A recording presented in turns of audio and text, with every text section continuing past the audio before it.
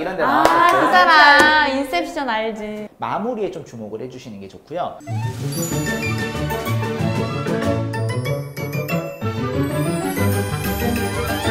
안녕하세요. 여러 가지를 배우는 자들 여배우들의 유씨 하나입니다. 저번 주는 저희가 면접에 필요한 발음과 발성을 현직 아나운서분께 직접 배워봤는데 이번 주는 뭘 배우죠? 네, 이번 주에는 실제 면접 때 필요한 여러 가지 꿀팁들을 배워볼 예정입니다. 그러면 지금 강사님께 바로 가볼까요? 갈까요? 안녕하세요. 네, 오늘 이제 면접 수업을 진행하게 될 저는 나다움 스피치 원장 김혜민이라고 하고요. 네, 박수 좀 부탁드리고요. 장단점을 어필하는 법에 대해서 좀 말씀을 드리려고 하는데요. 자, 여기 보시면 누구죠? 헐리우드 배우 유명한 사람인데? TV 안 보세요? 어디 산속에 사세요? 인터넷 안 되는 곳에 사시나요 혹시? 말하면 알 거예요. 네. 조셉 고든 레빗. 500일의 썸머, 그 인셉션 막 이런 데 그 나왔어요. 사람 인셉션 알지. 오케이. 네. 리액션이 굉장히 불쾌한데? 헐리우드에서 수트발로 유명한 배우가 뭐 많은 사람들이 있지만 크게 대중적으로 알려진 세 분이 딱 있어요. 첫 번째로는 우리가 킹스맨으로 알고 있는 콜린 퍼스. 콜린 퍼스는 키가 190이 넘고 얼굴이 요만해요. 수트가 잘 어울릴 수밖에 없어. 두 번째는 007 시리즈의 다니엘 크레이그.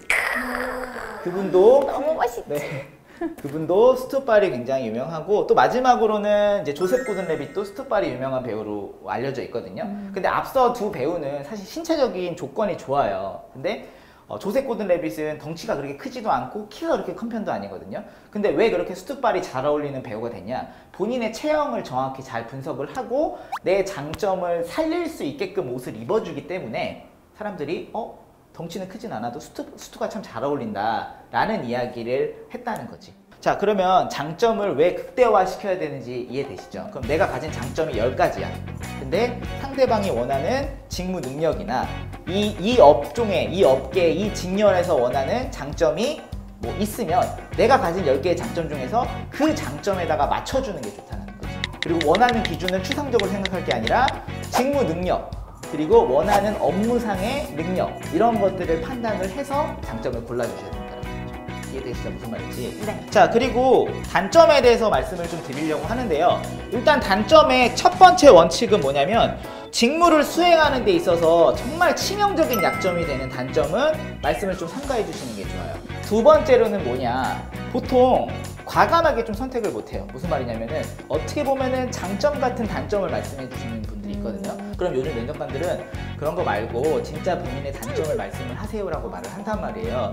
그럼 우리는 단점을 뭘 골라야 되냐, 과감하게 내가 가려고 하는 회사의 직렬, 직무에서 업무를 수행하는 데 있어서 내가 지금 부족한 거, 그걸 단점으로 선택을 해주시는 게 좋아요.